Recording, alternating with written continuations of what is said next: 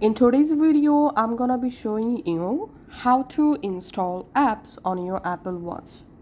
All you have to need, press the crown to go to your app library.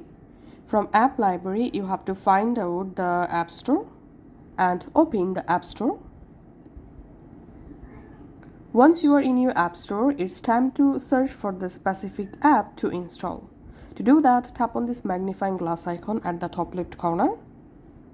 And here, you can tap on this icon to select dictation, voice dictation, or you can select this option. So in my case, I'm selecting here voice dictation. And then let's search for the app. Snapchat. That's how. Go ahead and search for the app you want to install. And then tap on this install or download symbol next to the app. Again, tap on this icon.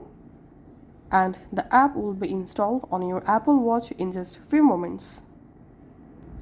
Also, the app will be installed on your iPhone just like this. So once the app installed, you can just tap on open and then you will be able to easily go ahead and use the app on your Apple Watch.